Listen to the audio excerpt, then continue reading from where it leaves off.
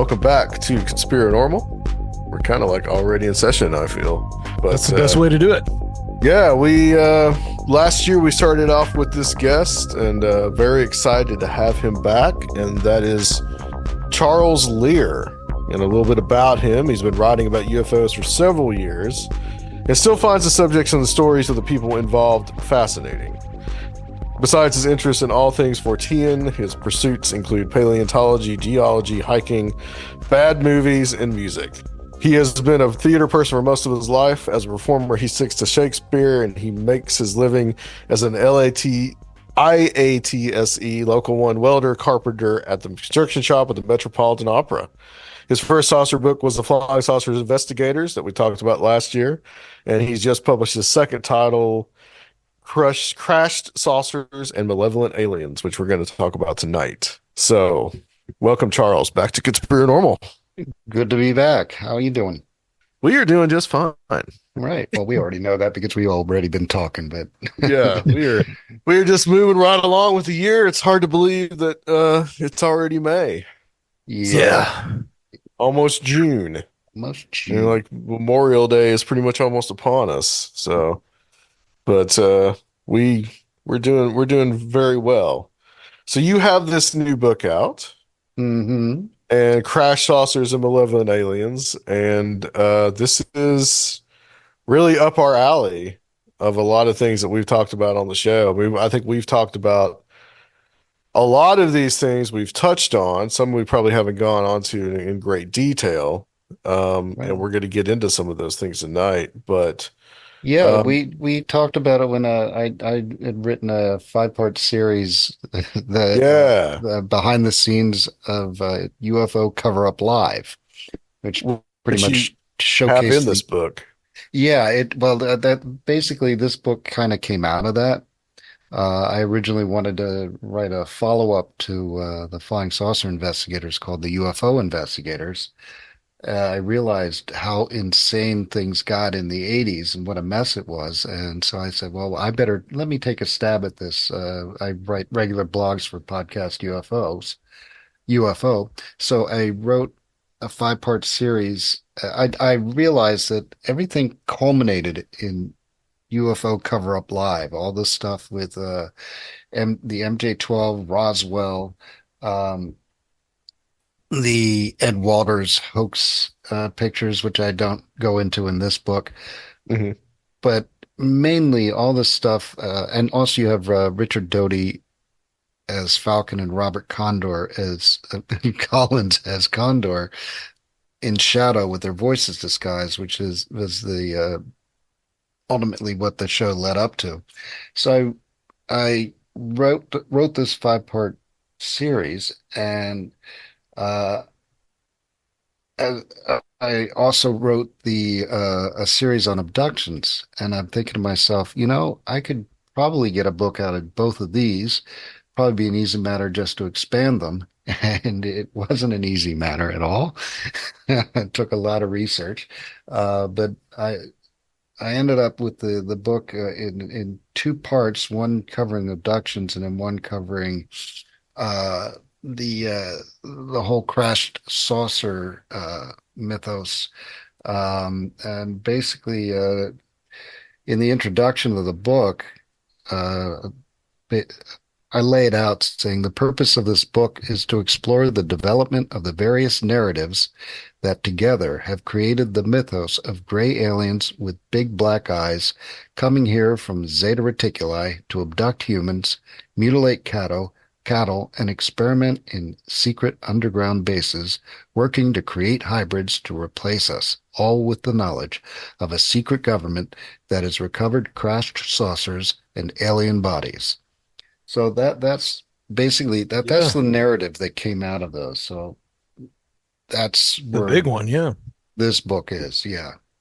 Sergio and I were talking about it today, and I think we may have made this point in the episode that we had you on. We've talked about it before, that a lot of this that happens from probably around the late 70s and through the 80s into the early 90s is really what gives birth to what I would call like the X-Files mythology.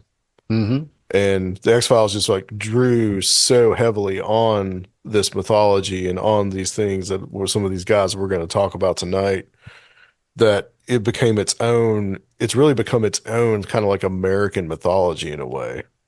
Yeah, but they call it the UFO dark side. That was with basically John Lear, Bill Cooper, and Don Ecker and their ilk.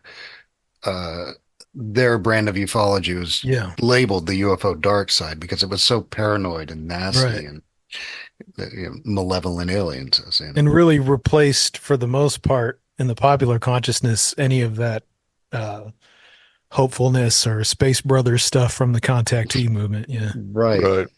Yeah, it went and yeah, and the whole abduction thing coming up at around the same time tied into all of that. Right. It absolutely did. And I would say, I mean, as it stands now, like I wonder really where this narrative is now. I think it's really just kind of just become part of popular culture, really. Yeah, well, I mean, another reason I wrote the book was because I really wanted to explore it myself. But I was really shocked when I did the podcast circuit for the Flying Saucer investigators. Some of the people I talked to are still there. I mean, these hosts, and I was like, really? Yeah. You still buy the MJ12 papers? Okay, that's good. God bless you. You know, Matter of faith almost, right? yeah, yeah. But and also, I want to make clear when I write these books that they are explorations for me. It's not me as an expert passing my wisdom on, to people sitting at my feet. It's me going through a journey trying to find out a lot of stuff for myself. And so essentially I lay out the book. I cited all the sources in text to keep the reader focused, help the reader stay focused so they're not jumping down to footnotes constantly. And also, the reader can go on their own journey and go down the numerous rabbit holes in this story. And there are a lot. But anyway, I'll shut up and let you guys talk for a bit. Yeah, that's true. There are a lot of rabbit holes. Well, let's start with where you started in the book. And I mean, that's, with the abductions. And, you make a good point that the Betty and Barney Hill case is really, I would say, there may be the exception to like the Antonio Villas-Boas case. But I would say that the Betty and Barney Hill case really is the beginning of this idea of the grays. And at least like you kind of have like, I guess, quote unquote, the proto grays, going on in this case. And the idea that they come from Zeta Reticuli and the star map and all these things. And, let's kind of like talk a little bit about, Betty Barney Hill and how that really like influences this overall abduction narrative. Yeah. What was great about that case is quite a bit of it came with no hypnosis, pre-hypnosis. So all the stuff before the abduction was non-hypnosis. All of Betty's stuff that came out during the during the hypnosis sessions. Um, well, let's start off. My main source for the whole thing was Walter Webb's report. He wrote a report for NICAP titled A Dramatic UFO Encounter in the White Mountains, New Hampshire, the Hill Case, September 19th to 20th, 1961. And you can find that at NICAP. Um, so included in that was a law. Betty Hill wrote down, had a series of dreams after this experience. Um, and she wrote them all down. She didn't dream them in the order they're written down, but she wrote them down in a way that she was able to. They present a narrative. Um, but everything before the abduction, um, Barney was Barney was looking at the craft. They saw a craft. It started off, it was a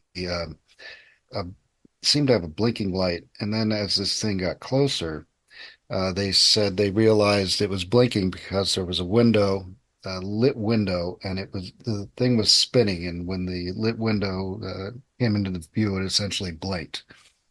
Um, Barney got out of the car to look at it through his binoculars, and he thought it was a military helicopter messing with him.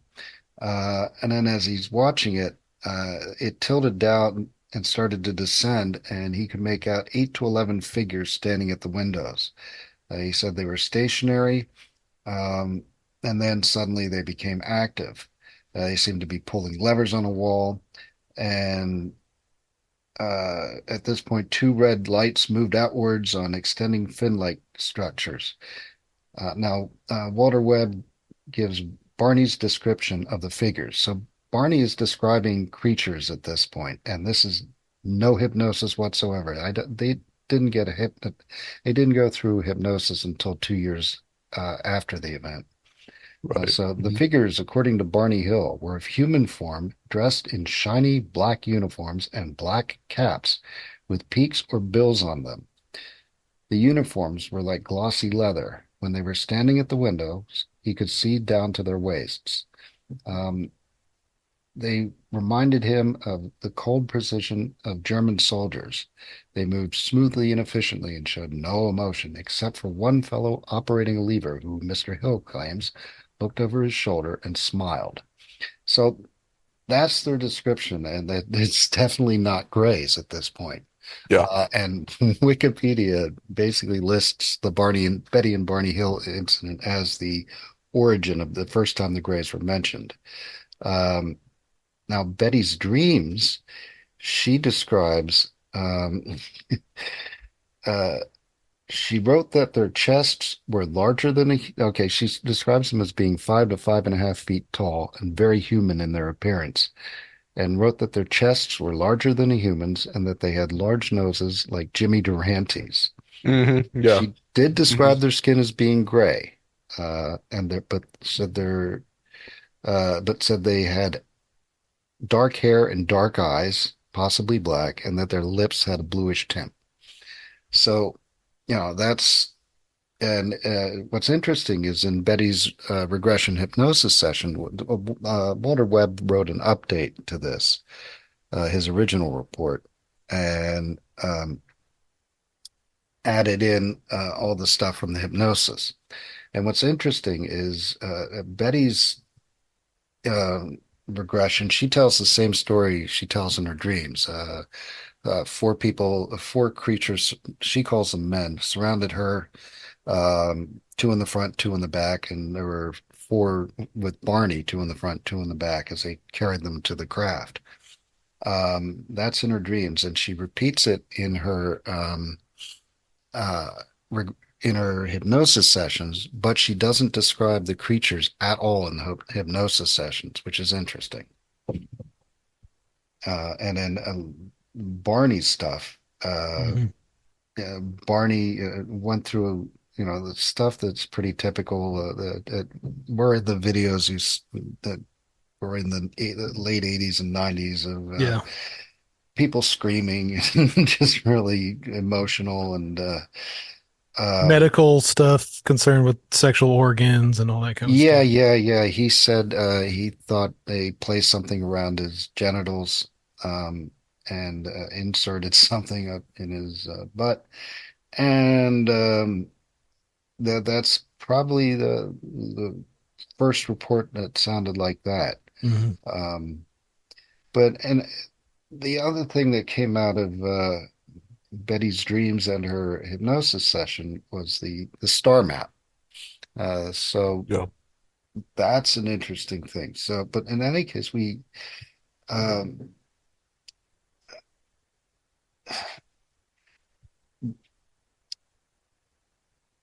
sorry, yeah. So the star map, um, she drew it. I think it was in a post-hypnotic state. Yeah, she drew it under post-hypnotic suggestion. Uh, so a uh, Marjorie Fish, an Ohio school teacher, She was a member of Mensa and an amateur astronomer. She got interested in it in 1966. She visited Betty on October 4th, 1969. Barney had died earlier that year, and she discussed a map with her. And then she went through a lengthy process of uh, laying out stringing beads of different colors to represent different types of stars, uh, and eliminated non-friendly star systems within 55 light years of Earth, and she was left with 46 stars within 53 light years of Earth. And she came up with uh,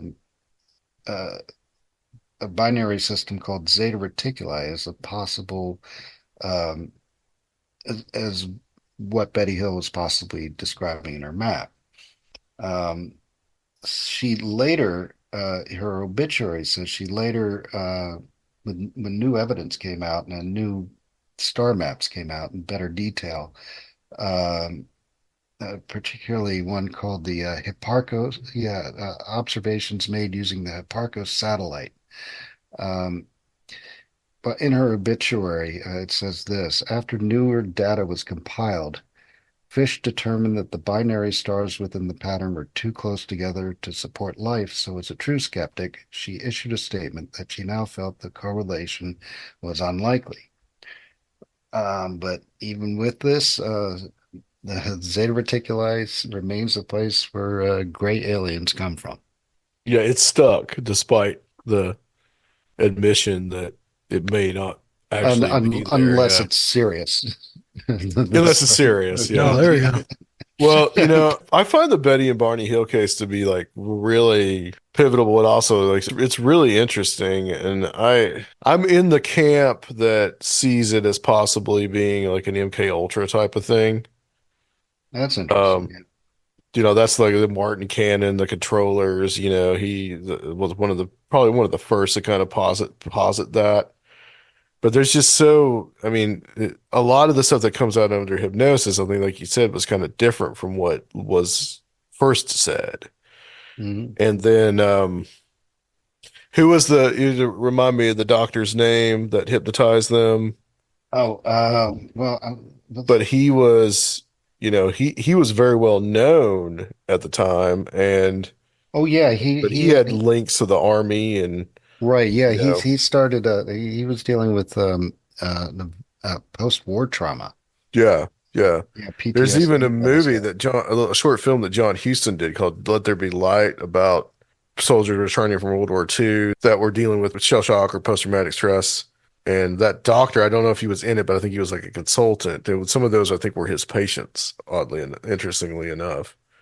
So he dealt with these people with the PTSD, but a lot of this stuff kind of comes out and I don't know. It's just some interesting connections with the Hill case. What do you The think, story is Charles, about fascinating. some of those more paranoid thoughts about the Hills case and concerning the doctor doing the hypnotism and their involvement with causes at the time that might have put him in the crosshairs of some of this government surveillance activity or something like that? What do you personally Uh, think about that? what I personally think about that, I take it more at its face value that Okay. they believe what they experienced. And that's kind of a rabbit hole.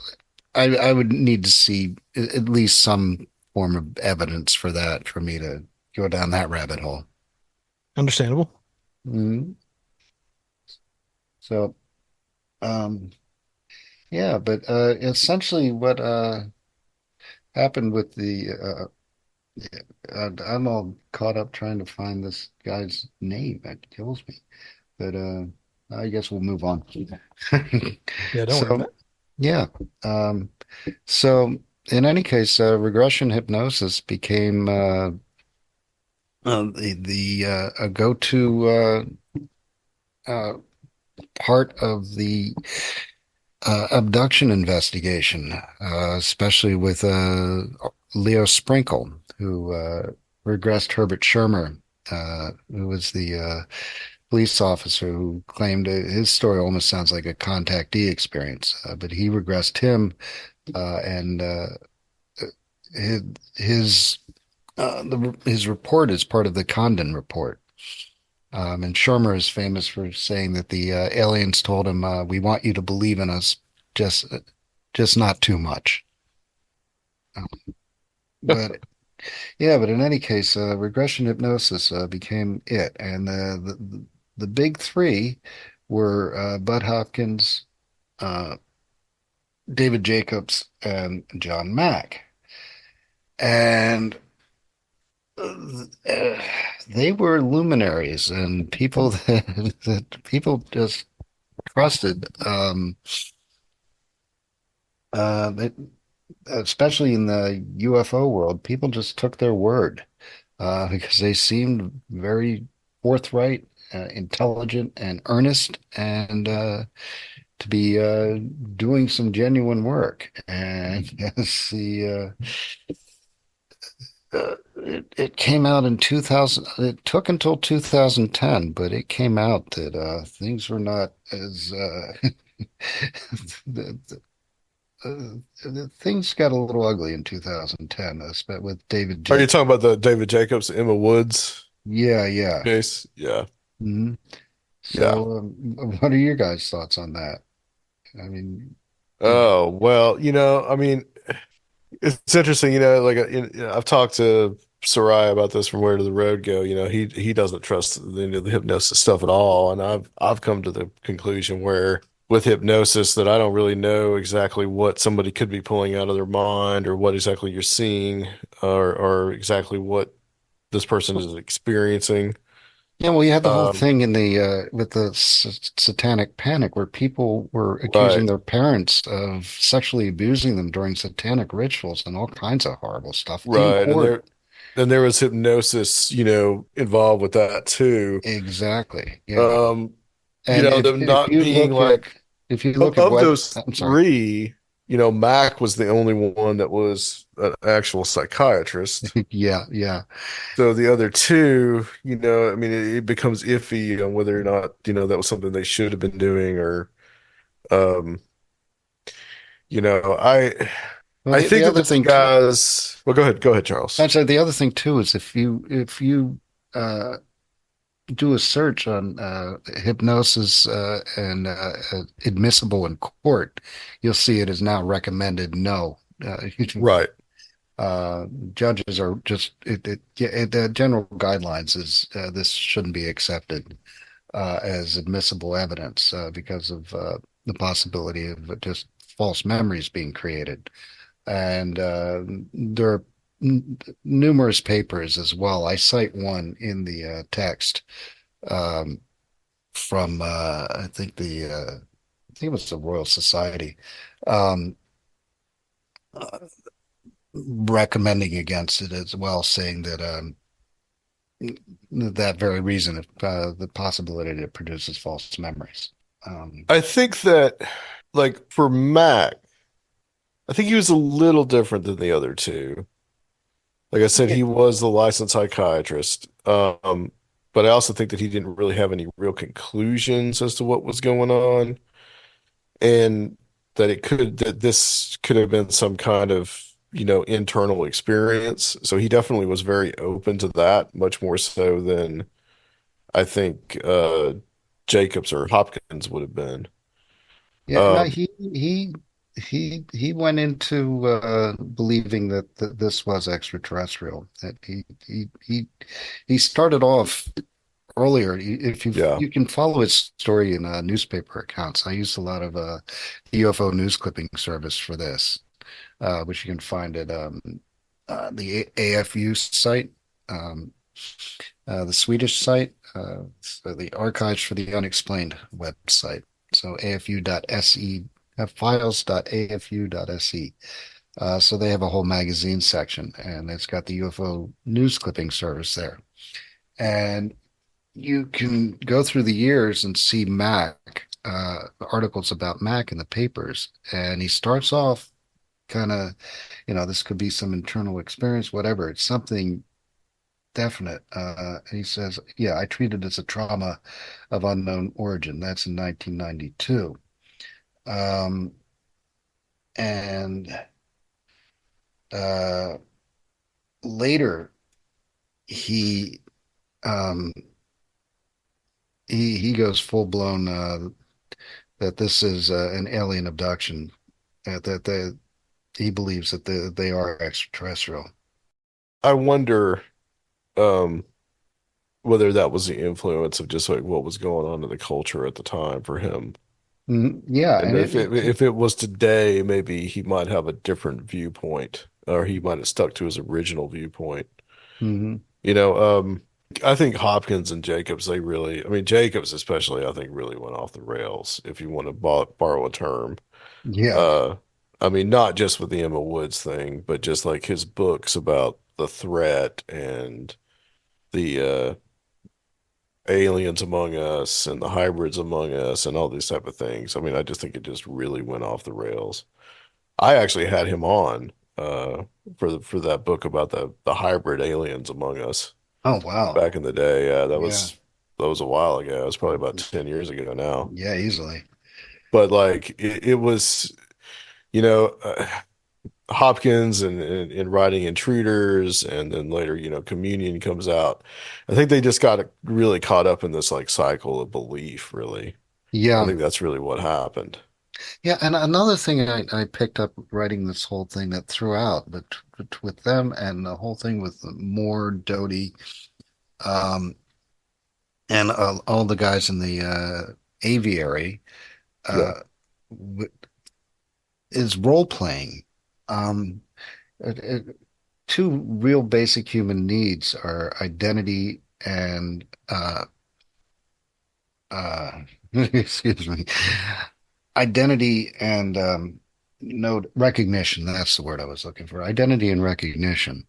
And when they get into this role playing of I know something you don't, I know some secret knowledge that I'm getting close to the truth about the aliens. And then playing the role of, an expert in the field, and then getting recognition for that kind of thing, it seems to have just feed on itself. And these guys just get all puffed up and they start believing their own hype. Um, and I got this feeling with John Lear. John Lear has always mystified me. Mhm. He just came out with the most outrageous statements constantly. Oh yeah. And I get The this. strawberry ice cream being one of them. No, no, that was yeah. Ultimately, that was him. Yeah, Doty repeated it. right. Uh, but yeah, I get this feeling that Lear got it into his head that there was an unspoken agreement among people in the UFO field that we are all making this up, and that it was okay to do so, and that we just don't talk about it. So he literally admitted making up the O.H. Krill papers, which caused a falling out between him and Bill Cooper.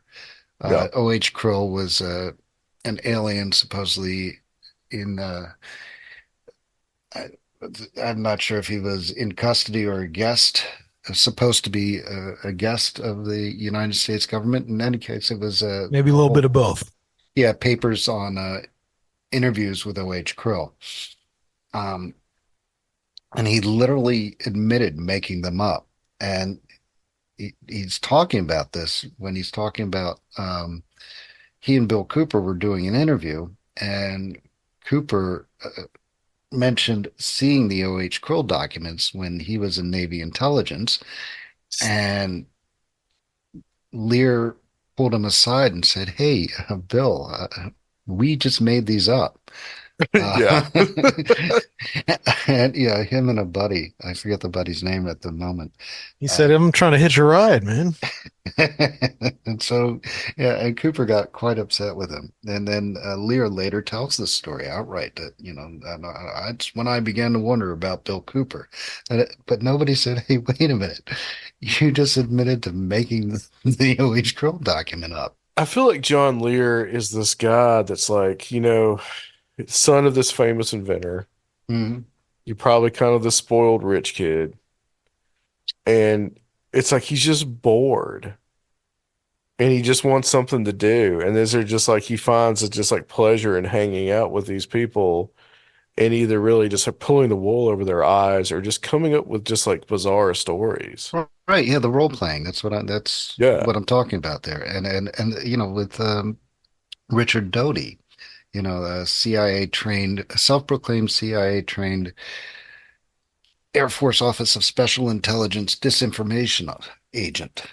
Um, well, he continued to go to UFO conventions even after the story about him and the campaign against Paul Benowitz and him recruiting more as part of his disinformation scheme. Um, which, by the way, I believe that the whole Benowitz thing was a legitimate AFOSI disinformation campaign.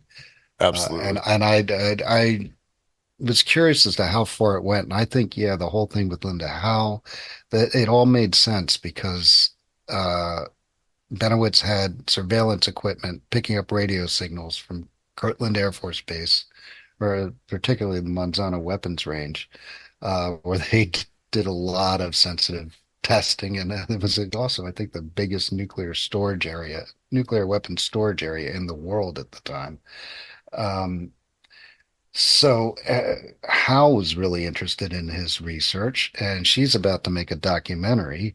Benowitz is a member of the Aerial Phenomena Research Organization.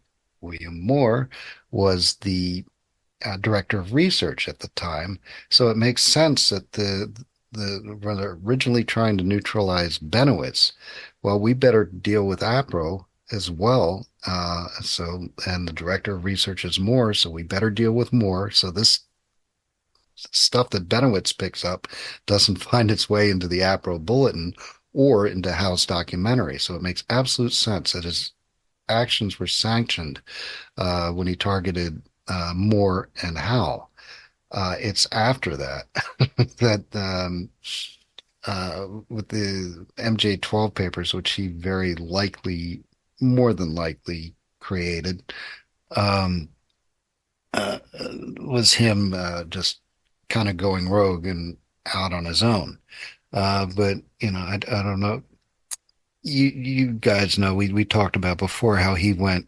He ended up going to well, the timeline on Doty is interesting. Basically, where I was headed is after all this stuff about Doty and this disinformation campaign and more came out in more speech. Doty continued going to UFO conventions, and I think he still does. I yeah, think he and still does. probably Yeah. does. Well, that Yeah. they're the only people who know him. That's where he's He famous. he pops That's up. He pops up like from time to time. He'll like go away and then he'll pop right back up. And it's yeah. He Yeah, I saw him in Stephen Greer's big yep. documentary. Yeah, Yep. talking the same stuff. It sounded just like 1988 all over again. Um, but his timeline, that's what is interesting. He was at Kirtland from May 79 to January 85.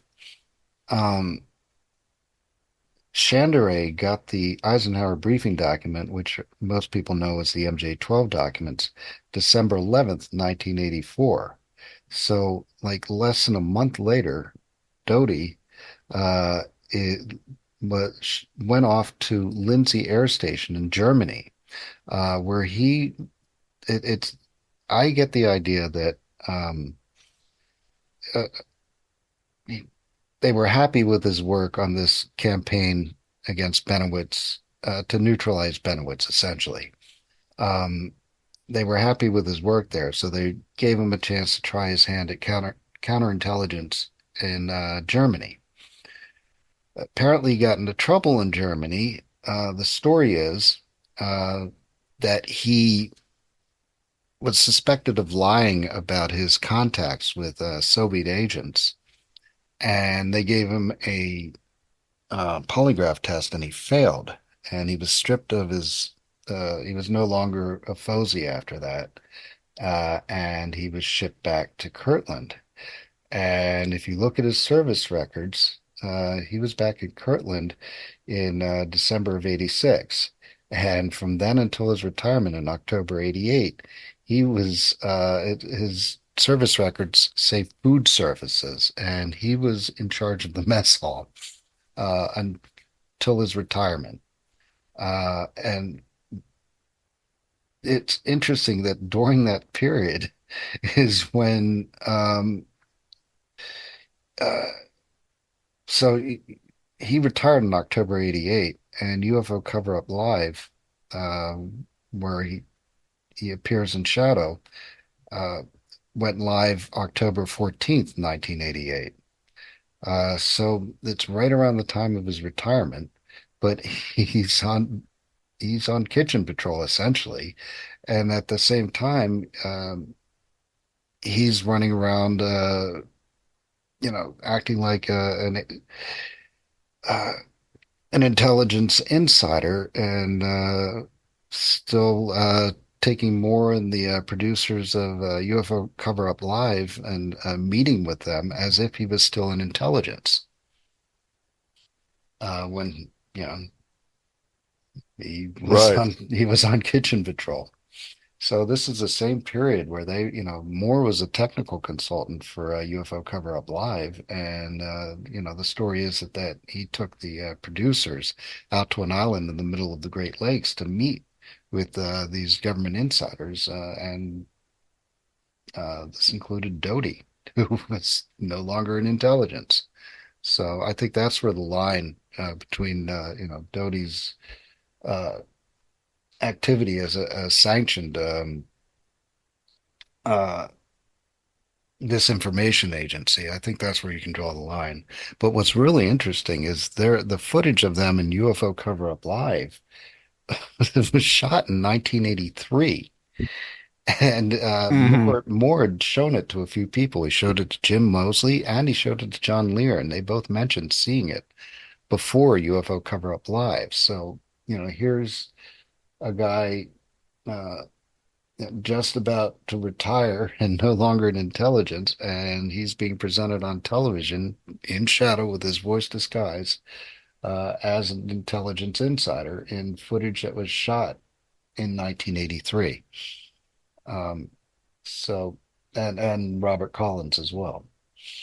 One of the things I found interesting when I was reading the book and I was reading that in that section was these claims that there were these different claims that you had these UFO films and that these films were going to like blow the lid off. And I think one of the Robert Imanager, I think was the guy's Yeah, name. yeah, I've heard an interview with him and he still talks about that, in different places that like, he made this, they were going to make this documentary sometime in the late 70s and they were going to make it. And the Air Force basically, told them, we have this great footage and we have this, we're going to give it to you. And they almost like use it as like this carrot. And like at the last minute, they pulled away and he had to like make this like animation of what they said it looked like. yeah, And yeah, it seems like that comes up again in another place too. There's another, they do this with Linda Moulton Howe, I think too, that they're going to give her this great footage and all this type of thing. well, that was Doty. Yeah. Yeah. So Yeah. And that before, they had said the same, somebody had said this, the Air Force had said the same thing to Imanager that they were going to give him this footage. yeah, And like that seemed to be like this weird, like just way to like tantalize and get these people in the door and you're going to be an insider and this is, yeah. The there was Emenager a thing, theme there. the Emenager thing is weird. That's a Yeah. really weird one. I'm still haven't. Yeah, I. That's a very strange one. Could it be Paul Shortle, the guy who gave him who was he was the guy in charge of the film archives, and he's the one who offered it to him. So could it be Paul Shortle playing some games on his own? Because he's the guy who claims it's really footage, and he claimed it even after his retirement. But the thing to remember about Emenager is that Emenager, he was a producer of Lancelot Link's Secret Chimp, and a lot of He B was. Yes, science you're right fiction about that. movies.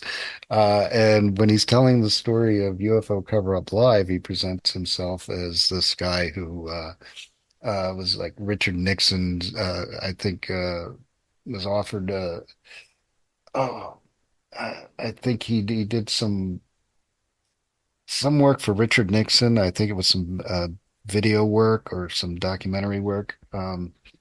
But yeah, he presents himself as being a much more important, a much more serious person than his career uh, reflects. Well, he was trying to break into that UFO thing, after Lancelot Link, I mean, Yeah. I don't know if you could top Lancelot Link, really. N you Is know, it? what's funny is that I for a while thought, was that a real show? Did I remember that right? And then when they released the full DVD set and I went out and bought it, I was like in heaven. Oh my God, it's real. Dang, Yes. got it. Yeah, I'm seeing here as we're talking because I told you before, well, before we started, I was looking at Bill Moore's speech and I wanted to kind of familiarize myself a little bit with it. Showtime, I think they did a multi-part series back in like 3 years ago called UFO, and like apparently, it is some parts of it that are about the Benowitz affair, and so that seems like that might be something that's worth checking out. And of course, Mirage Men, Mm. treads over the same material. And of course, Greg Bishop's book, Project Beta Yeah. on Benowitz. Yeah, Um, I've cited it heavily in this book. I want to talk a little bit about William Moore. I mean, because this is one of these things that you hear about that's like legendary. You can find this online, his speech at this 1989 MUFON conference and his association with Doty. But also, like, he seemed to be this guy that in the late 70s and into the 80s was like very influential in the ufological circles. Kind of later, like, kind of disappeared.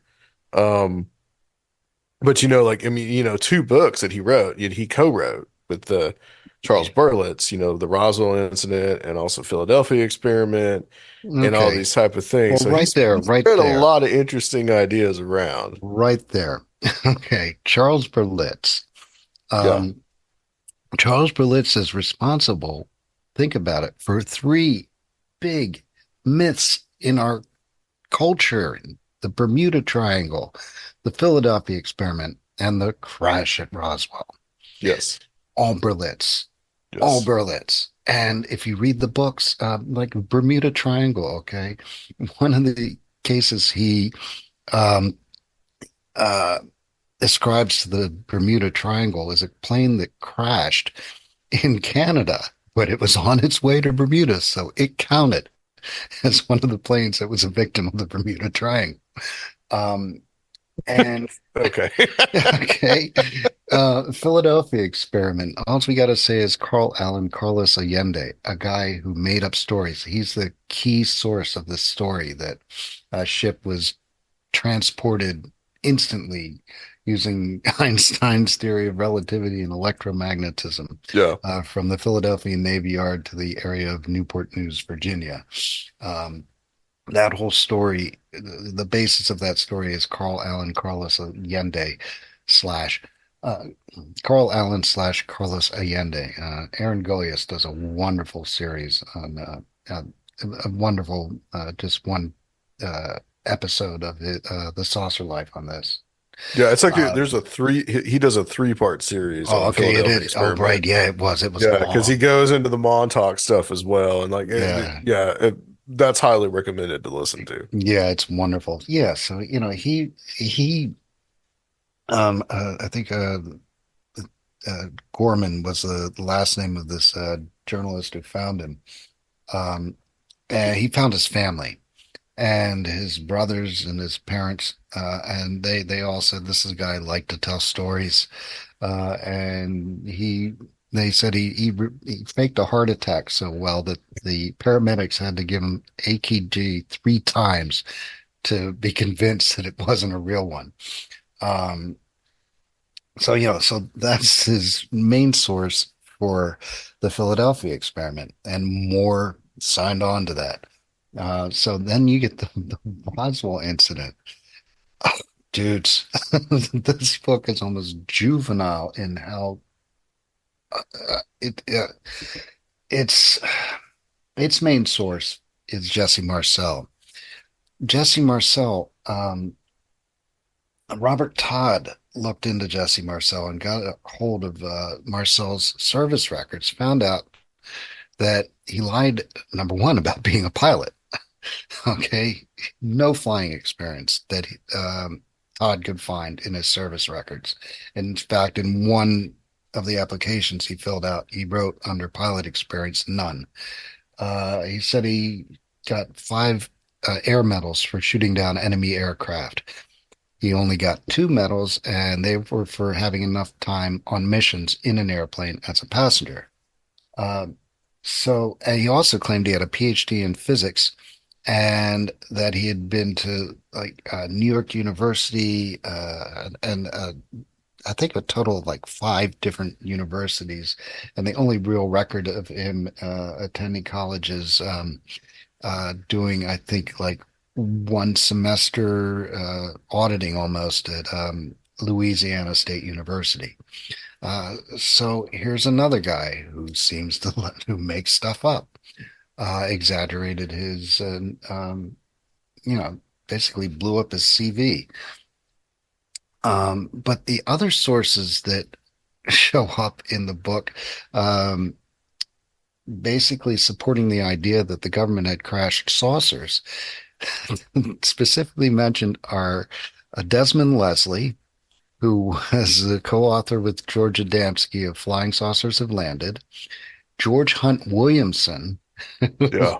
was another one of the contactees who was an associate of Adamski and also liked to call himself professor, just like Adamski, and Gray Barker, who everybody, at the time would have called a hoaxer, a folklorist, a teller of tall tales. So Definitely a trickster, Gray Barker. yeah, and He was. I like Gray Barker. Yeah. Between him and Jim Mosley are two of my favorite characters in ufology. But so the evidence is flimsy, the sources are flimsy, and so I think Bill Moore's original deal with the devil. Everybody says he made a deal with the devil with Doty. I think his deal with the devil was with Berlitz. And the fact that the UFO community took him seriously at all after uh, those two books is mind blowing. It's you know, but I may perhaps understandable because if you believe the hype Hmm. surrounding the books and you don't actually read the books, which was the case with me until I did all this, um, you can't see how uh, like ridiculous the premise that this guy is a serious UFO researcher is. But he seems to have become serious afterwards with his this Bill Moore with his between him and Friedman. Yeah, it looks. I think Moore believed that he was really onto something with Roswell, and he broke off with Berlitz. And actually, he told Bishop that Berlitz told him that you tell your readers what you want to hear and they'll pay you for it. Hmm. And Moore, Bishop says that that's when Moore broke off with Berlitz, but he sure took his time about it. Yeah. Two books in. I think what happened with Moore was, he and Friedman basically did the legwork and all the research for the Roswell incident. And Berlitz was, mainly did the writing. So once he's no longer with Berlitz, Friedman believed in this because Friedman's the guy who found Jesse Marcel. Um, and, and it's interesting with UFOs, I think it's flying saucers are all capital letters real. It's a documentary. It shows Marcel's shows up in it in 1979, before the Roswell incident. Is this it? There it is. There it is. And if the listener can't see it, but that is not it's a gray alien, but it's not the grays we know. It's Yeah, got a, he's kind of more cute and cuddly. He looks almost like an yeah, Ewok or something. yeah, or like an elf. Yeah, and eyes with pupils in it. But yeah, so uh, more, I mean, Friedman, I think, was a real believer in this, and did a lot of legwork and a lot of research for many years, and as people I'm sure know, and more went along with it. But when they ran into Richard Doty, and then Richard Doty, what happened with them was this big feedback loop. We talked about this in the other episode, where and they literally said they did this. There's a paper written by Brad Sparks and Barry Greenwood. They presented at the MUFON Symposium, and basically talking about this. Uh, what had happened is Moore was writing a book with Bob Pratt, trying to write a book. They never ended up finishing it. A fictionalized version of what he was going through with Doty and the whole Roswell investigation and the MJ-12 papers. Pratt suggested it be fictionalized so they didn't have to vet everything. And Moore begrudgingly agreed. Well, Moore didn't know that Pratt was recording their conversations. So Pratt revealed a lot of stuff behind the scenes. But Moore, I think Moore told Sparks that he and Friedman were passing along every scrap of information they were getting in their research onto Doty. And all that information showed up in the MJ-12 documents. So it looks like there was a feedback loop. They tell Doty and stuff, and then Doty feeds it back to them in the form of these fake documents. Um, and so Moore's, I think Moore genuinely believed he had stumbled onto something, and he was trying to track it down. But then in the speech you were talking about, uh, it came at a time when Milton William Cooper, Bill Cooper, Wild Bill Cooper, and John Lear uh, were just come into uh, were gained a lot of notoriety in the UFO community. And it's because of this new invention called the internet. There was the Jim Spicer came up with the Paranet. I forget the year, but I take the time to look it up as I'm talking. But it was a forum where people could talk about paranormal subjects, and UFOs being a big part of that. Um, yeah, 1986. So, um, Yeah, that's pretty early. yeah, so that's where, yeah, it describes it was I think there were like six servers, or it was this thing called a FidoNet system, Yeah. basically in six locations throughout the country. Yeah, it's And basically like you had to call you each had, computer. you Yeah. dialed it. Yeah, you Right. dialed. But what was interesting is people could post stuff and get it out to a broad audience. Um, it didn't matter if you did your research or not. It was out there, but people weren't used to it. My take on it is that, people weren't used to if something's published, it, people take it more on faith. And they weren't as savvy back then, as well as we hope hope we are now. Um, but I definitely anyway, wasn't. yeah, so yeah, me neither. I'll admit I bought into the alien autopsy I film was a back in the kid and day. wanted to believe just about anything. Yeah. Yeah, yeah, me too. But in any case, yeah, so Bill Cooper and John Lear posted. John Lear posted a big thing, basically from the rantings of Paul Benowitz about aliens using us for human parts and vats, the whole combining cattle and human DNA and all that craziness. Um, uh, so that was part of John Lear's posting. Um, and Cooper posted this thing saying he saw this big UFO while on the USS Tiru, Tiru. Said he saw a big UFO tumble up out of the water into the clouds and then tumble back down into the water. And he posted that on Paranet. So these two guys got instantly known and started. Uh, Cooper started backing Lear up in his claims, saying, "Well, I was in naval intelligence," and it turns out he actually was, not as high a rank as he said he was, but and they were backing each other up, and so. But with that going on, a lot of people bought into Lear and Cooper. But the thing is they gained instant recognition in the UFO community without writing a single book.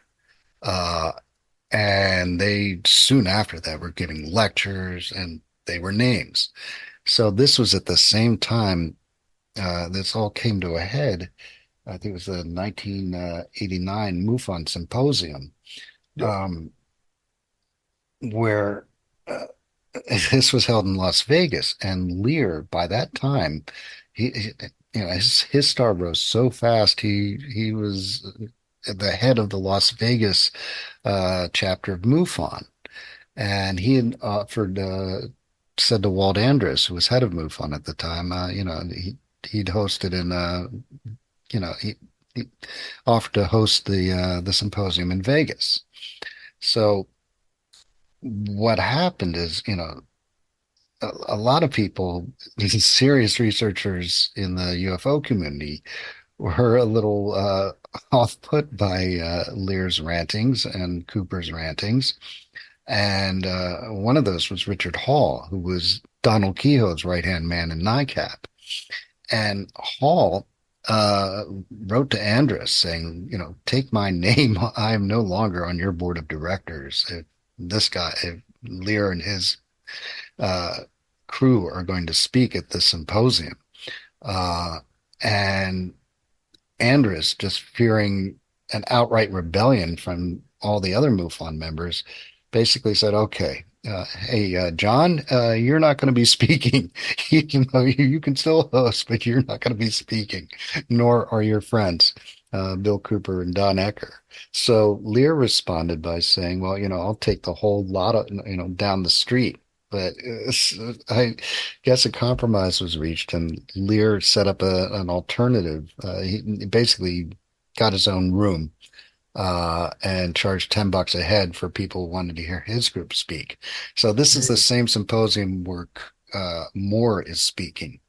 So I look at the speech not as Moore coming clean, but as Moore trying to regain control of a narrative where you got these two rising stars, Cooper and Lear, and meanwhile, he's and telling stories based on little or no research. Cooper got a lot. I mean, Lear got a lot of his stuff from Benowitz. Benowitz, who was clearly pretty terribly paranoid. I mean, it's almost. He almost reads like I'm not accusing or saying he was, but it really, if you've known any speed freaks or meth heads, Yeah. he had that level of paranoia. Wasn't the like I think you And he pointed ended out up in that he ended up in a mental he hospital. did, yeah. But it was He did not years. fare well. Yeah, and if you look at him, he seemed to have been like just going off the deep end even before Doty got a hold of him.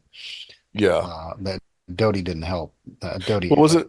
The original Project Beta, that his manifesto, or It was his manifesto, was it? written all in caps. Yeah, Every single word is in caps. And this is before the internet, guys. I mean, this is like, this is this is before that. It's like a Facebook post from your Oh, crazy aunt. It's just, and he mailed it. He mailed it to everybody, UFO researchers, even to Ronald Reagan and senators. And he actually had the ear of Senator Schmidt of New Mexico, which shows up in the FOSI documents, where they sent around a memo was a document was sent around a couple weeks after the event, and it seems like this was sent around because they got contacted by Senator Schmidt saying, well, I've been in contact with this Paul Benowitz guy. He says there's something to this UFO thing. Who do I talk to? And they tried to give him a runaround. He goes, well, I'm going to go to the Secretary of the Air Force and see what he has to say. So they're like, oh crap. So a memo was sent around regarding that. Um, but yeah, this manifesto is just it's mind blowing. He talks about um, the alien underground bases. The way to flush them out is to, I think, uh, release. I think it was dam up a river. There's I forget Yeah. which river, but dam up a river. They depended on for water. And then when they all went to fly, we could zap them with our beam weapons, which I at Thunder Scientific have developed. So we claim to have developed a beam weapon. It's a good point, Charles. Mhm. Do you think there could have been some drugs involved? It just Why meth not? it just seems to be. And John Lear, I mean, yeah, It's America. Las Vegas. Yeah. Hmm. Well, John Lear, I would almost say that there was probably a lot of cocaine. I mean, that would be my guess on that one. I've heard that, yeah. I've read Fear and Loathing in Las Vegas, or Lear and Loathing in Las Vegas. Lear and Loathing in Las Vegas. Yeah. Yeah. Mhm. By the way, no relation. Yeah, Okay, yeah. yeah, yeah. Let's You have clear to clear that that up. up. Well, okay, so So, the MJ 12 documents, mhm. I mean, and Moore is he has his hands in that too. You touched on this a little bit, but like, this is this idea that like they almost made what they wanted to see. And then of course there's also the fact, something that you point out that I had never gleaned before was that Doty may have had his hands in some in the MJ12 documents too. It just it's all the information they said they were giving Doty shows up on the document. Every name, Yeah. except for Donald Menzel, who was the Philip Glass arch skeptic of his day. Um, Who I think was on the Robertson panel, I think, which mm, pretty much debunks mhm. UFO But or the con. I mean, maybe the Condon report. yeah, no, I don't, he wasn't a part of that, but he did. He wrote a few books, totally debunking it. I think his go-to was plasma balls, and he also wasn't invited to speak. There was a symposium, UFO symposium in Congress again, right around the time the Condon Committee was getting ready to release their report. He said he wasn't invited to speak, but he sent in a written statement to Congress for their symposium. I think that was possibly 1967, 68. Um, yeah, but I don't think he was part of I don't remember him being part of the Robertson panel or the Condon Committee. But he Okay. was an arch skeptic, and his books were, he was well known as that. You know, he was a go-to guy if you want an argument against UFOs. So they Uh, threw him in as part of the MJ12. right, right, Yeah. which is a nice inside joke. But yeah, it really seems like Doty was the guy. And, the mystery is, well, was this sanctioned? And um, I saw a quote, and I couldn't put it in the book because I couldn't find it again. But the quote was, "How could Doty was a master sergeant, and somebody's in the military saying, how could one master sergeant cause so much trouble?" Um, so, and like I said, it's interesting. Doty, the MJ12 papers, Chandray received them December 11th, 84, and Doty was off to Germany in January of 85, less than a month later. So that's pretty interesting. Um, you know, uh, um, and the documents, the film canister that Chandra received in the mail, and the envelope had a Kirtland Air Force Base, Albuquerque postmark. So that really indicates it came from, Doty. But yeah, the mystery is, was it sanctioned by the Air Force?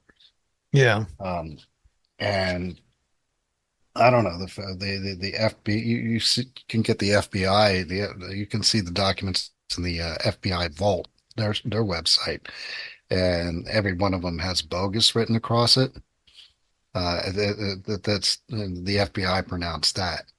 Um, but I would have thought that by now somebody would have come clean if this was a sanctioned air. This is me speculating. Yeah. If the MJ-12 documents were um, their creation, uh, if if the Air Force had a hand in their creation, if it was part of the official disinformation program, I think somebody would have come clean by now due to all the trouble they caused. And I mean, this is all the way up to Congress.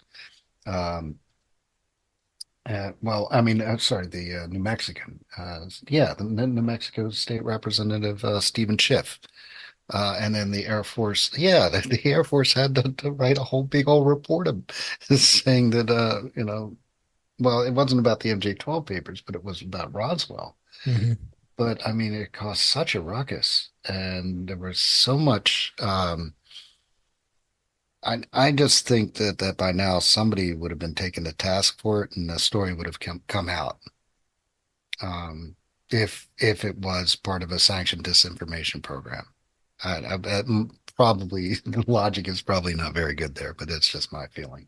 Well, the thing that makes me think that he may have still been involved, even when he had these low official roles, in some kind of sanctioned thing is just that mess that it created. And would that be tolerated by, someone who's actively, um, employed, claiming that you have this secret information that you're giving out and all this? I don't know how that would be, um, completely not known about and tolerated in some way. I mean, that's what makes me kind of. Yeah, and here, yeah, they weren't made public until uh it, yeah, in 87.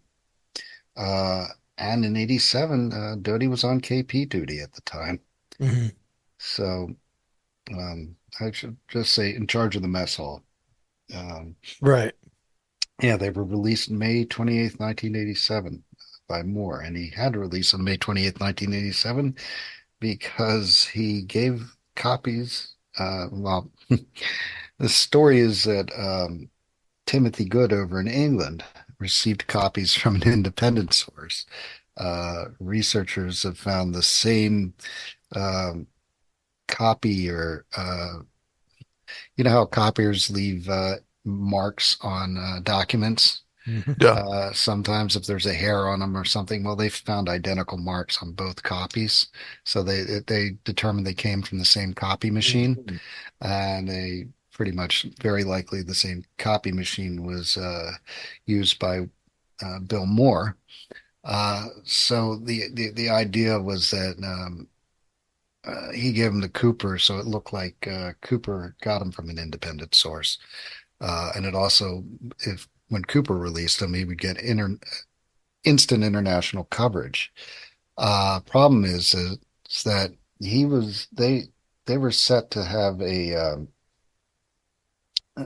do a release at a talk that Moore was sponsoring, and the whole idea was that they were going to reveal the MJ-12 papers and release them to the press. Um, Unfortunately, Timothy Good's publisher decided he wanted to release them on May 29th, which was before the date of their talk. I forget what that date is offhand. So since they were going to release them on give a press release on May 29th, they got ahead of the curve and released theirs. Friedman and Moore released theirs on, or Chandray and Moore released theirs on May 28th, 1987. Um, so that's really when the stuff hit the fan. So That's yeah, probably I think one of the people don't really think about it, but it might be one of the greatest hoaxes ever. Oh yeah. yeah. Hmm. You know, we had Nick, I think the last time we had one of the times we had Nick Redfern on, Hmm. we talked about the MJ-12 and like he had some speculation that there could have been some Soviet involvement with it too. Like it was a deliberate like disinformation campaign from the Soviet Union, Hmm. which is an interesting idea. Yeah, But well, like, did he? Was it? When was it that Chandra received? Like he said, he received the microfilm. Was it like 1984? it was So I think it was a couple years, no, 2 or 3 years December before. 11th, 1984. Yeah. Yep. So yeah, but what I find what's interesting is he received them in December 84, and Doty was off to Germany in January of 85. Okay. So, so like, So there could have been some involvement there at some point.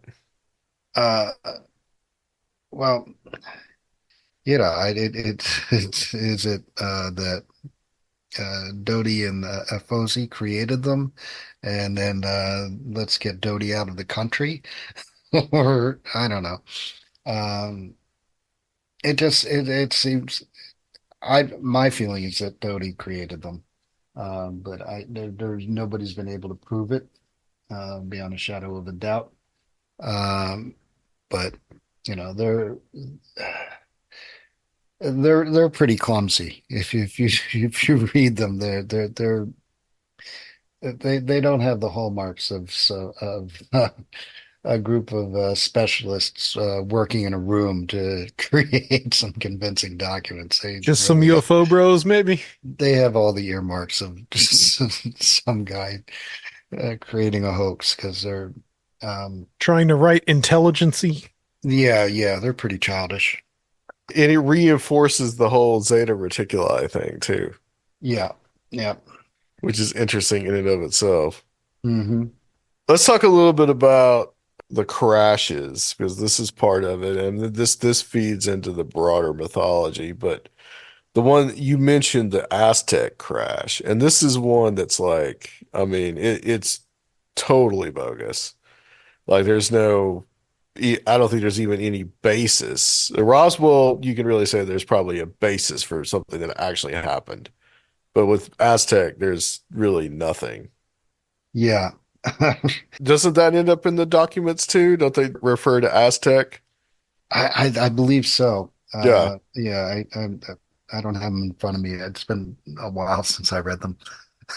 But uh yeah, what's funny is that Aztec put the taint on the UFO crash story. So ufologists wouldn't touch it after Aztec. It was really debunked by J.P. Kahn in an article he wrote for True Magazine. Two articles. The first article is basically him exposing Silas M. Newton and Leo Gebauer as the sources for Scully. Anybody remember his first name offhand? Uh, Frank, Frank Frank, Scully. Thank you. Frank Yeah, Shelley. Frank Yeah. Scully, Behind the Flying Saucers. So it's a source for this the story that a giant 99-foot diameter saucer, all of whose dimensions were divisible by nine, crashed on a mesa in Aztec, New Mexico. So Khan reveals them as the source, and it turns out that they're known within the Silas M. Newton presented himself as a bigwig in the oil industry. Uh, Talked to other people in the oil industry, and they said, "Well, it seems he and Gebauer are running this doodlebug operation, which is they said they had a device which could find oil." Um, and after Scully's book, and they would get investors to invest in essentially worthless oil leases. And after Scully's book came out, they claimed their tech came from this crashed saucers. So it was flying saucer technology that can detect oil uh, by detecting magnetic waves, which oil does not emit. But that's what their claim was. And the idea was they'd either sell the leases or sell the device. Um, and then, so after Khan's article came out, um, he did a follow-up article, and he was basically looking for people to come forward saying, have you been scammed by these guys? And people did. And one guy got scammed to the tune of $230,000, and we're talking like early 1950 money, early 1950s, I believe.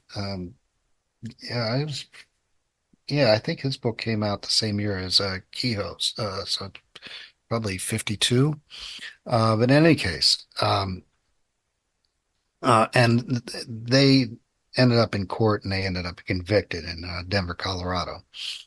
So here's two convicted swindlers, and they're the source of this Aztec story. So that story got the taint on it, and people in the UFO community you don't see, if you look in the newsletters and news, you do not see it turn up in any, you don't see, there are very few, if any.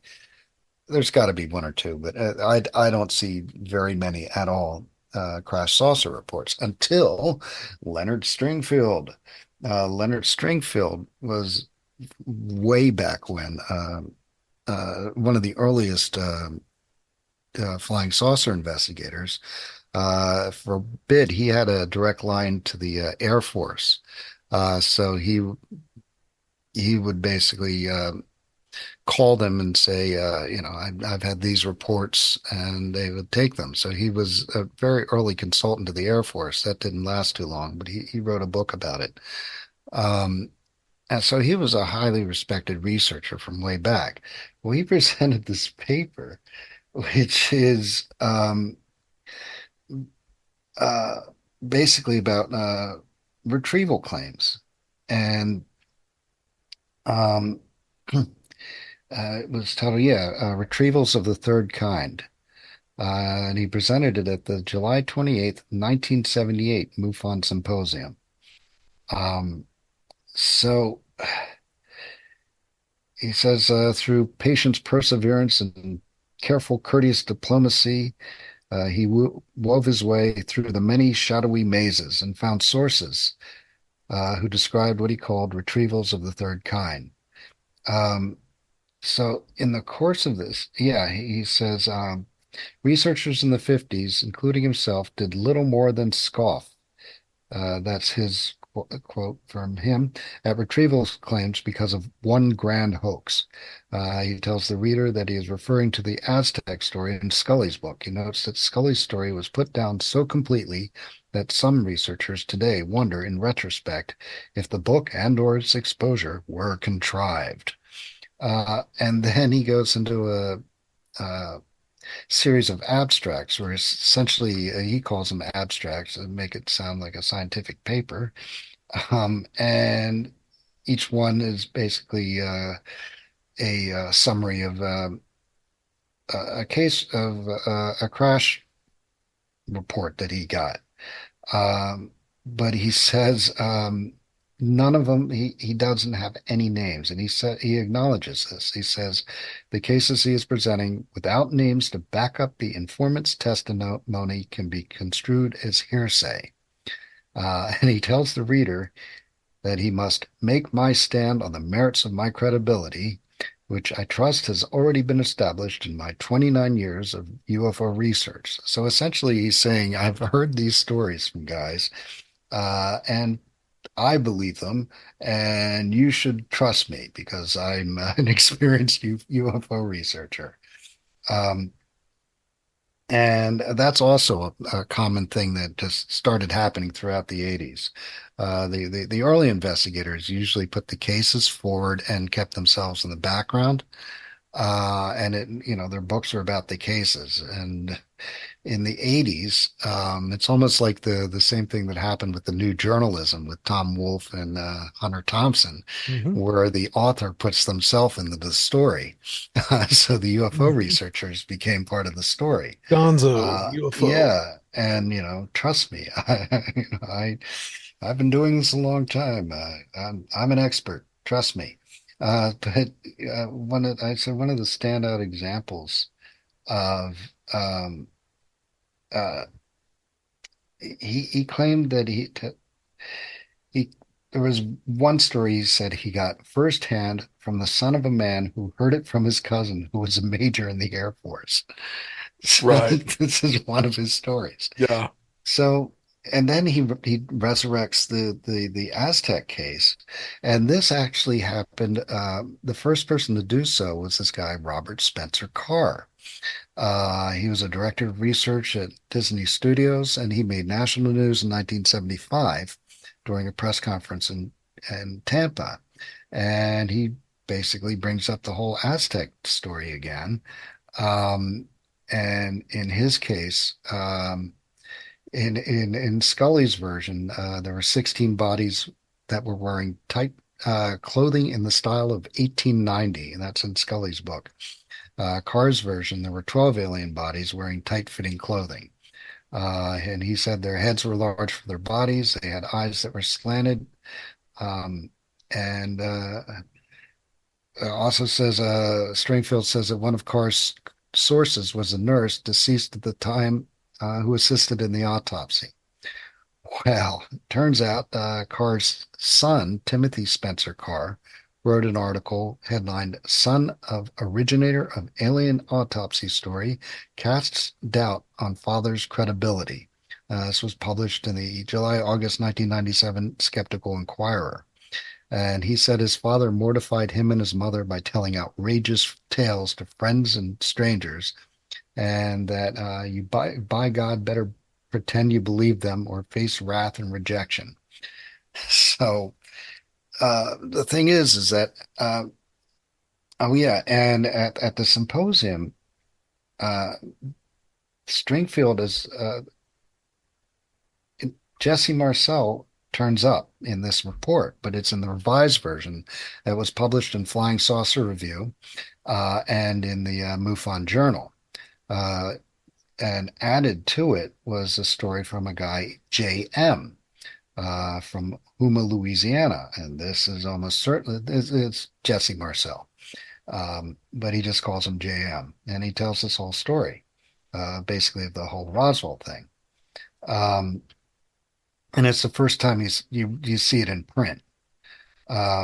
So this is all the way back in 1978. So Springfield got this story from Friedman. But what happened after this thing, after Stringfield's presentation, is that all of a sudden crash retrievals were now an acceptable subject again. And the stage was set for the whole Roswell story to break out. And and Aztec was resurrected from the ashes. Right. Yeah. I was really surprised by some of the revelations about Jesse Marcel, just because he was so looked upon as this, and I'm Yeah. talking about senior. He was so looked upon as being this really like great solid witness. Hmm. Yeah, Like well, how could this guy be lying, or how could he be telling a tall tale, or hmm and just some of those other, when someone lies, and he could have been telling the truth, but like, when someone, from his perspective, when someone lies about other things, it really tends to a lot of those, throw a lot of what has been previously said into doubt, yeah, and you can also unfortunately. you can see how the story grows too, just from this the report Stringfield gives. Um, he says there are well, how it grew from the original report in the newspapers at the time, um, where the original report by Brazel, Mac Brazel, who found the wreckage on the ranch, which was closer to Corona than Roswell, but we still call it Roswell.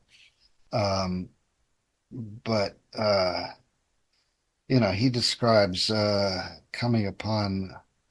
Yeah, I think the area was 200 feet in diameter of the wreckage, and he describes the wreckage as rubber strips, tin foil, and rather tough paper and sticks. And this is in the July 9th, 1947 Roswell Daily Record. And it's headlined Harassed Rancher Who Located Saucer Story. Sorry he told about it. And so everybody takes this as, well, he was harassed by the Air Force, and this is what the Air Force told him to say. It really was more about, he says the article says the publicity which attended his find caused him to add that if he ever found anything short of a bomb, he sure wasn't going to say anything about it. Yeah. So the harassed is seems to be referring to the publicity more than anything else. And if you look throughout saucer history, uh, what people went through after saucer stories came out in the press was horrendous. I mean, what happened to the family in the Hopkinsville Kelly Goblins case, the Kelly Hopkinsville Goblins case? I mean, they thousands of people like camped out on their property, even walked through their house and took things. You just see case after case after case where a witness is just unbelievably harassed after their saucer story comes out. So that seems to be likely what Basil was referring to. But this story just grows and grows and grows until you get to the Roswell book, the first book on Roswell, by Berlitz and Moore, and the crash site is even bigger. But and then then that book adds the bodies to it, and there's nothing about bodies in the original reports. Yeah, and that's the other thing. Like the bodies, like when you get there, like that even gets even more murkier and even more doubtful hmm because But it's based on this guy that was out there doing some. He was part of a but it's geological survey or it's from a something. story told by a guy that was dead. It's a Yeah, it's like secondhand story. People said, "Yeah, this guy Barney Barnett told us this story," and, right, and there's a lot of that. There's a and he lot of was, that in the Roswell story. yeah, Another yeah, thing is the Undertaker, Glenn yeah, Dennis, who yeah. said, "Well, I heard it from the nurse that was there, and the nurse told me, and Mhm. she even drew it on a napkin for me. Well, did you keep the napkin? No, but I can draw it from memory what she drew." And it's just like it's like the further back you go with Roswell, the weaker it becomes. Yeah. And Well, it the just best, becomes this person told me this person, and it yeah. just Well, if you go to the it gets original, weaker and weaker. you get to just those newspaper articles themselves are damning. Um, but what I didn't think about it before very recently, but Brazel actually found the wreckage on June 14th, and nobody ever flying saucer wasn't a word until after Kenneth Arnold in June 24th. So Right. this is 10 days before Kenneth Arnold even saw it, and this even made the papers. So, he's got this wreckage of, something that doesn't look like weather balloons he's found. But in any case, he found it before saucers were even a thing. And then when they came a thing, he said, maybe I've got one of those. So Yeah. I think that's pretty interesting. Well, my theory about Roswell is that it was probably one or two things. It could have been Project Mogul balloon, which was top secret because we hmm were using them to spy on the Soviet Union. And the second thing would have been possibly some kind of, experiment done with human body, with humans, possibly deformed people. And that gets a little more murky, a little more weaker. But that would probably be a cover up because we were using German scientists. Okay. But what I think really happened was that the flying saucer story that was released was the first cover story. And then they were like, oh shit, well, we probably shouldn't say that Well, because that's going to open up a real can of worms. So it's a weather balloon. yeah, no, Yeah, I think that that story was the first cover story, and they didn't think it through correctly, and they had to do some damage control, and that's what happened. that's pretty interesting. But if you look in the at the newspapers from the day, the Summer of the Saucers, uh, everything was a disc or a Yeah, saucer, no matter what shape it was. right. There's a famous picture of this young lady holding up this radar reflector that looks more like a Christmas tree, a star you would put on top of a Christmas tree. And it's just not disc shaped at all. Mhm. So everything was a disc, no matter what it was. So, and you know, this was when it was at its peak, flying saucer mania. Um, and Yeah, only like you said, it was the only two idea weeks that he before it could was be, Arnold. yeah, the idea that he Yeah, got, this is July 9th, or July 7th, I think was the press release. The idea that, hey, we've got one of these here discs you're all talking about. And at the time, they're thinking these could be Soviet, these could be, not sure what they are, but we got one, so I can see them, wanting to get it out on that level, you know. Um, but yeah, but it's an interesting take that you just had, that the flying yeah. saucer, because that's I, actually I historic, yeah, like with the U-2 planes and all that, I think there's something to it. It's interesting because I went into, I went to Roswell for the what was it the 70th anniversary. hmm I went there, and I don't know if you've ever been, I but have, yeah. yeah, it's a cool place. Yeah, it is. Um, I went to the Flying Saucer Museum and I took a picture of this, and there's actually like a newspaper article from the time that you can read, and they're interviewing people in Roswell, and some of them were like, well, it might be spacemen or something like that. But then this one person, they say he's like a rancher or something. He's like, well, I think this is probably just one of ours, and like they don't want us to know what they're doing out there. Mhm. And I think just like, I was talking to Sergio earlier, it's like all this really served the purpose to cover up top secret stuff that we were working on. And it's I think the UFO mythology Yeah. has Well, continued to serve that yeah. purpose What's ever since great, what's 1947. Yeah, what's crazy is in the Roswell book, they actually interviewed C.B. Moore, who was the scientist who developed the material for the balloon for the Project Mogul.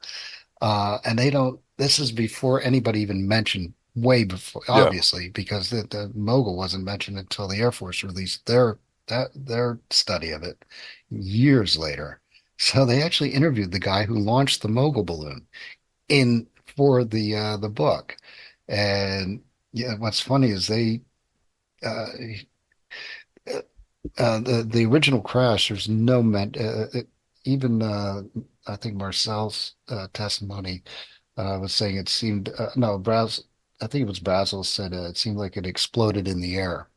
And I think even Marcel said no bodies. There were no bodies, and if there were bodies, they were blown apart essentially. Yeah.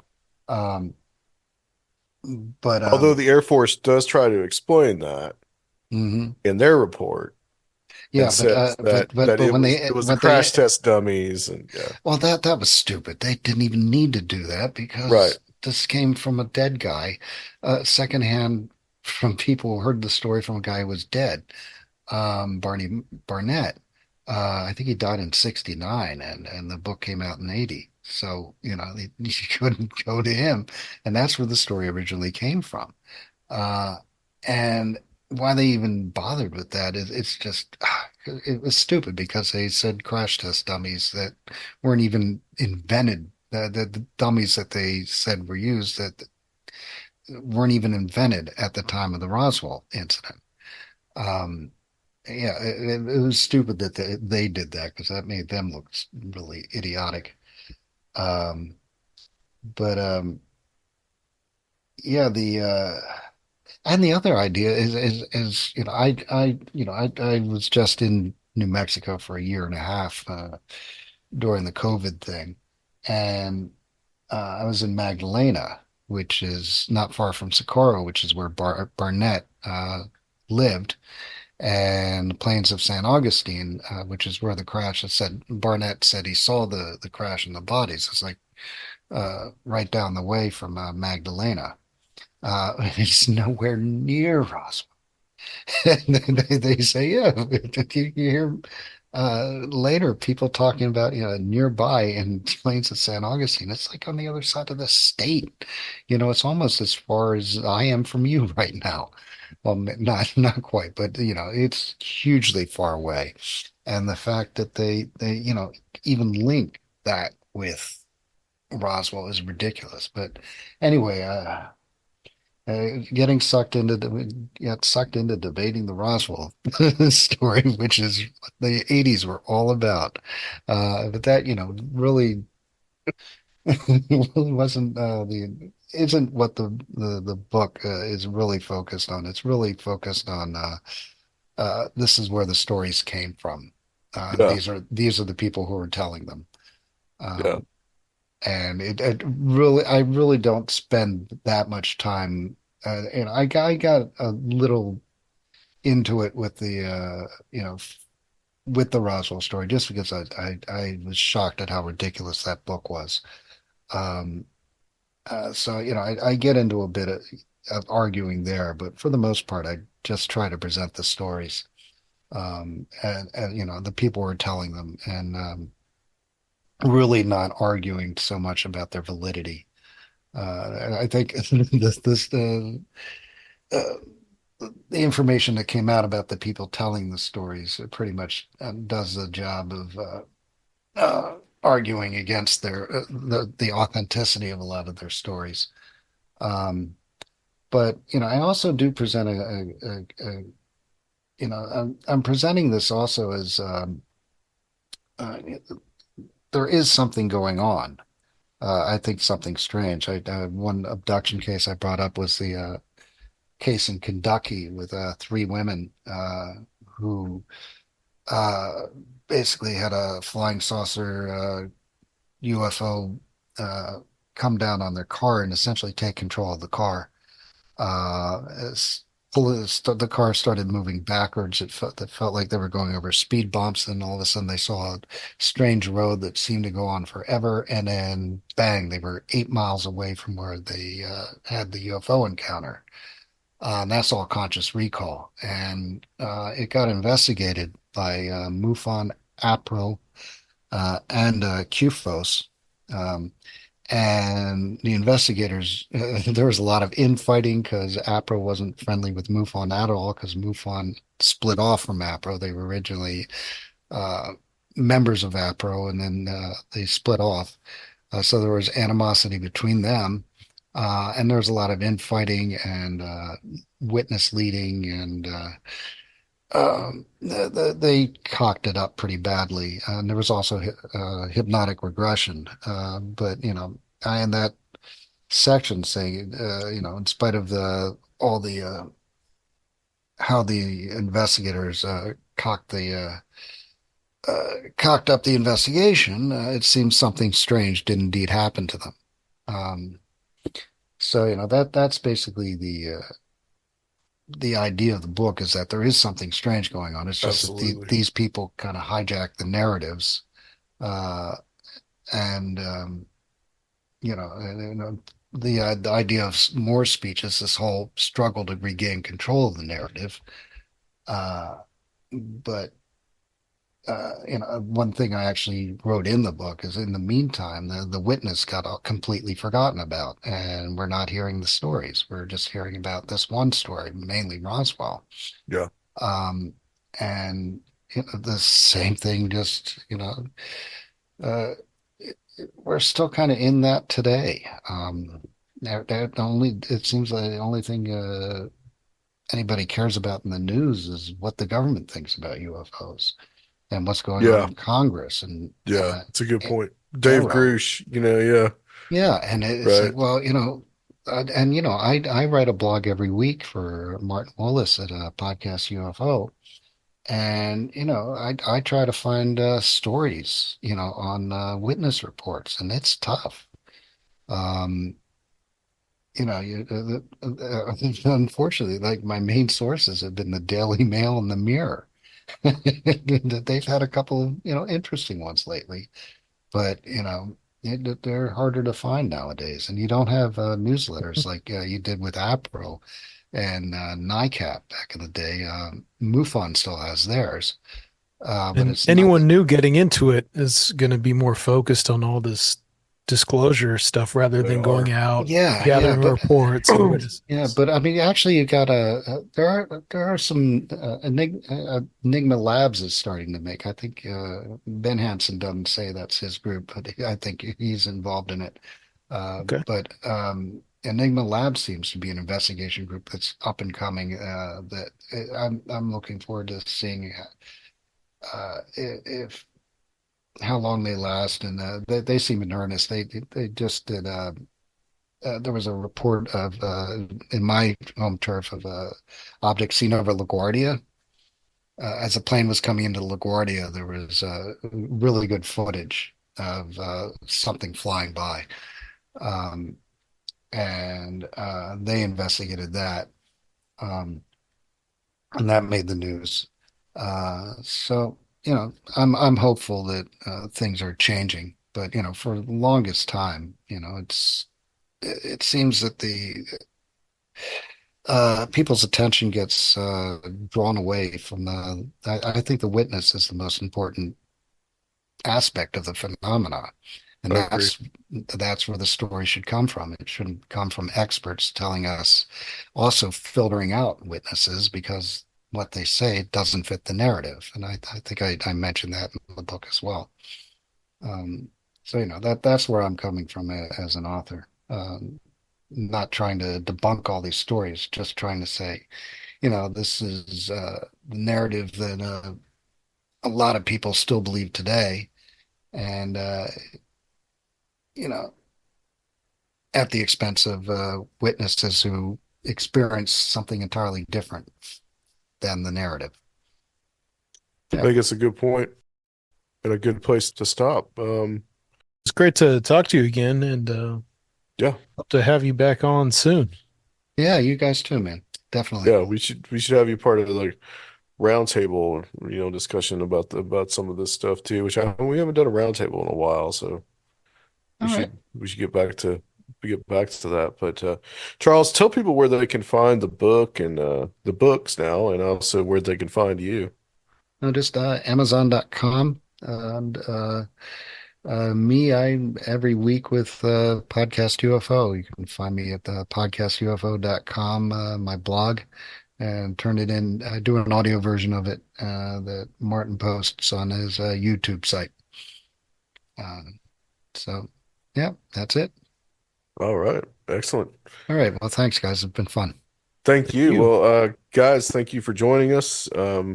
We should have this out before, but we do have Justin McHenry coming up for our Next Strange Realities online event. So he's going to be presenting on the enduring legacy of Frederick Spencer Oliver, and that will be Wednesday, 5/29. If you missed that, that will be available on our Patreon. So, which are a lot of other of those presentations are available on our Patreon, and that's at the $10 level. And Serfiel can tell you where to sign up for that. You can sign up for that or gain access to all of the previous monthly streaming presentations of Strange Realities over at patreon.com/conspirinormal. Yeah, I think there's like at least 2 years of those up. So you A lot guys of can. good stuff that is not available. We like to compensate our speakers and put some value on these lectures and presentations that they work so hard for, not just feeding it to the endless content for free of the YouTube algorithms. So go over there to patreon.com/conspirinormal. Those evil algorithms. All right, guys, thank you so much. We will be back a couple weeks. Timothy Renner will be joining us. I'm really happy to have him come back as well. So, guys, join us next time on Conspirinormal.